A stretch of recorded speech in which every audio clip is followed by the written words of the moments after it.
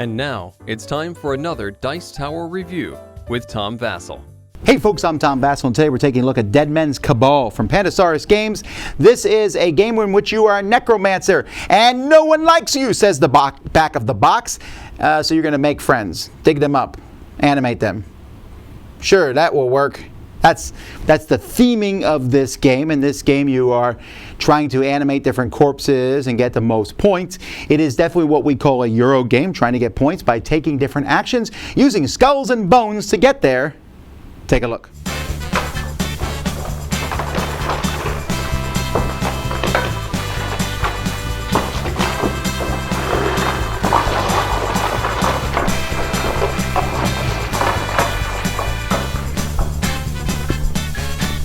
So to get the game started, you're going to set up like a dungeon here. All these different boards with dungeon connectors. But you know what? These were just included in the game for fun. You don't actually need to do that. You can take them out and basically place the boards any way you want. So let's move this around a little. The game has a lot of different skulls in it. These are used for currency. And so on a player's turn, they're going to be starting with this board here. The first thing a player will do on their turn is they'll take this bag and draw a random skull out. I got a red one. They're then going to pick a row here, so maybe I'll pick this row, and push all the skulls in that row one space.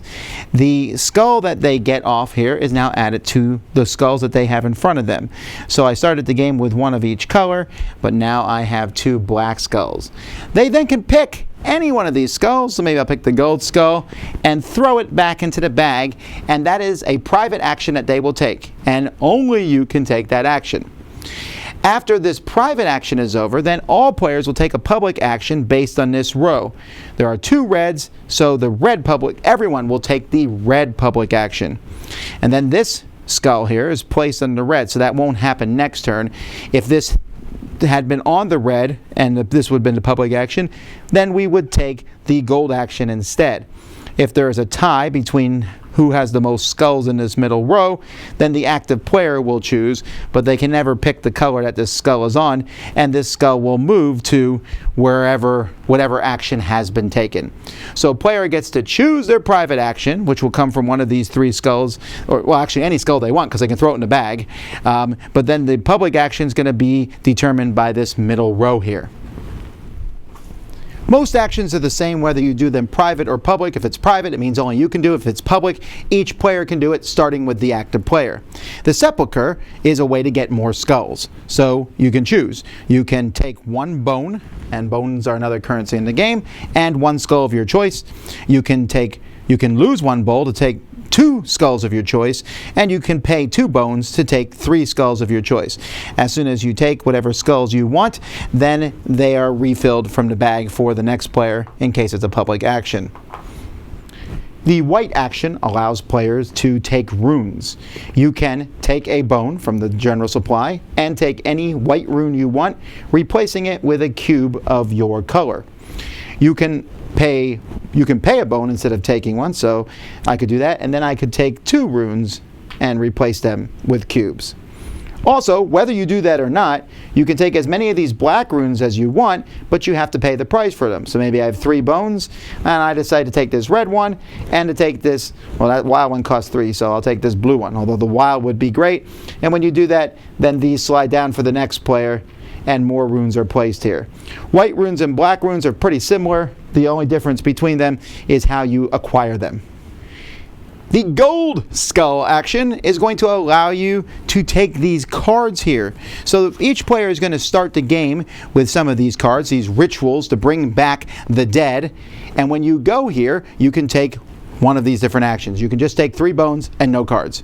You can take 1 bone and a card of your choice, one of these face-up ones, or the top one from the deck, or you can pay a bone to draw or fill your hand up to 5 cards. So if I have 1, I can draw 4. If I have 0, I can get 5. If I have 4, I can take 1, but you have to pay a bone to do so. The black skull is basically the scoring option. It's where you perform the rituals. So the first part of this here, you can place 1 skull and take a bone, or pay a bone and place 2 skulls. And you can place skulls wherever you want. If you place them on a spot that has a bone, they're placed here at the beginning of the game, then you get to keep that. And so what players are trying to do is they're trying to place these skulls in such a way that you're going to form a line that matches a ritual. So for example, to complete this ritual here, I need to have a black, red, and 2 gold skulls in a line. Well, here I have a gold, a red, a black, black, gold. Well, that doesn't work. But if it was like this, now I have a gold, red, black, and gold in an uninterrupted line with no. And the line can bounce around. You can bounce it around, but you can't have any empty spaces or anything. So I have it. So I can score this card, put it in front of me, where it's going to be worth 10 points at the end of the game. You'll notice a little black arrow here next to the gold skulls. That means I then need to remove one of those skulls after scoring that card. By the way, you can score 1 card. You can score 2, though, if you pay 2 bones. Also, when scoring a card, it shows some runes on it. So I could pay those runes, 1 or both of them if I have it, putting them on the card. So here I have a blue and a red rune. For each of those, I can place a cube down here on the oracle of my type. At the end of the game, majorities in each of these areas are going to score bonus points. The game will continue until 7 of these rituals have been done by 1 player.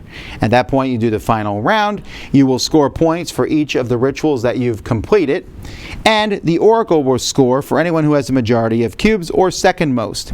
So, here, if we have some and ties, are dealt with where they go down to the second most. So, for example, blue has the most here, and they're tied with purple here. Green has the most in these 2. Yellow has the second most here.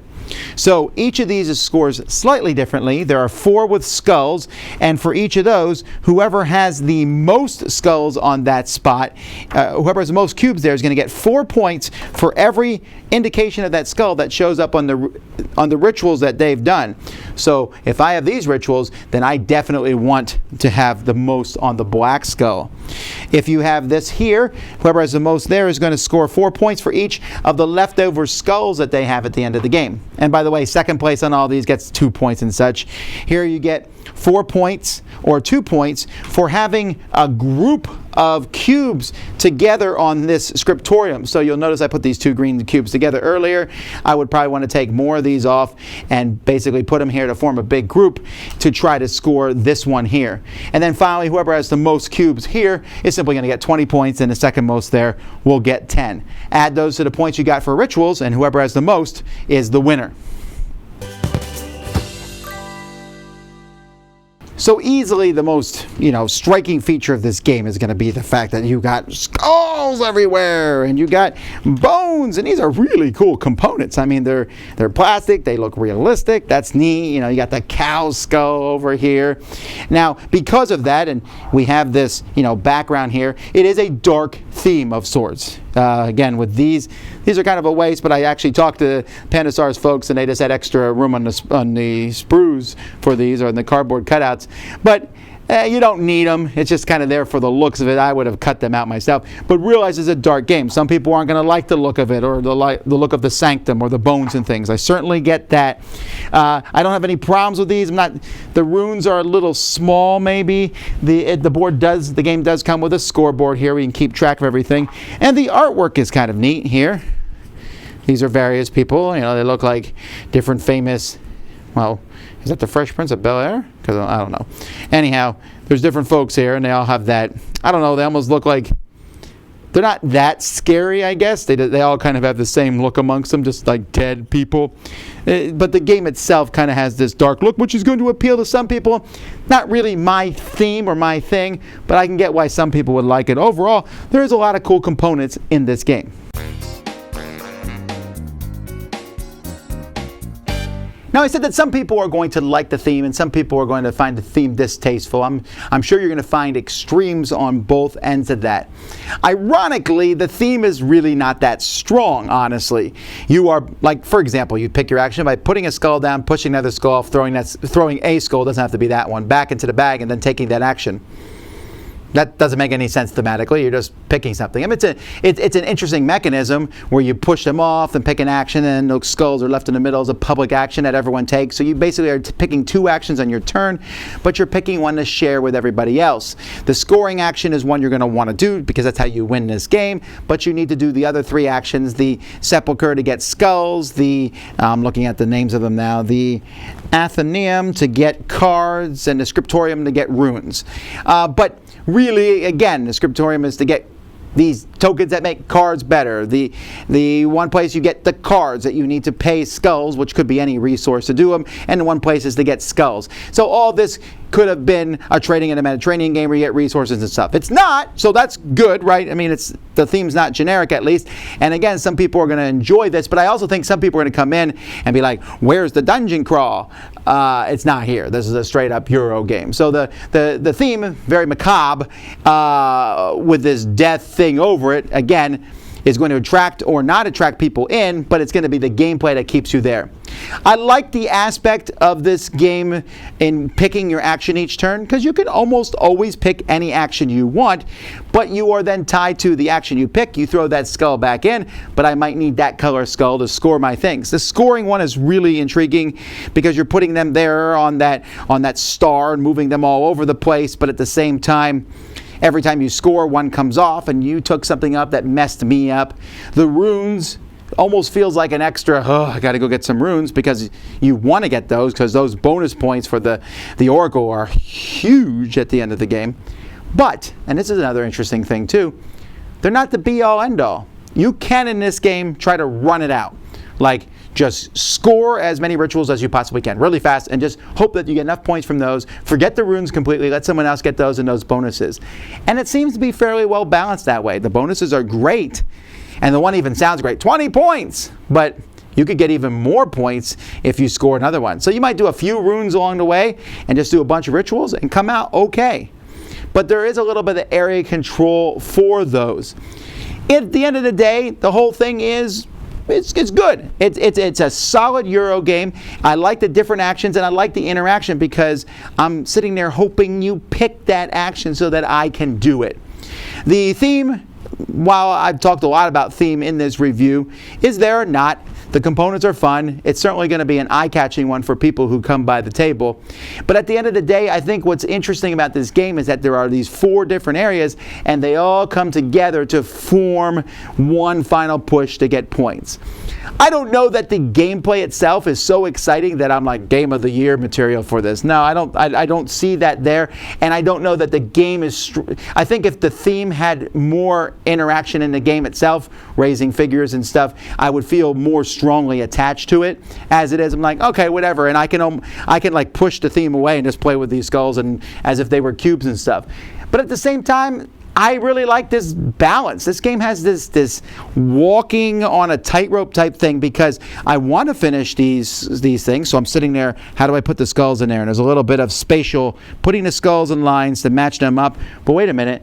Shouldn't I be getting runes? Because I need to get cubes over here. But if I waste time getting runes, other people might be scoring and getting rid of these skulls. And so you feel drawn back and forth. And it brings this game a level of tension. Did I mention it's 60 minutes? That's also a good positive for me here too. So there's a lot of good, a lot of things to like about this game. That's Dead Men's Cabal. Ooh. Dice Tower Judgment approved.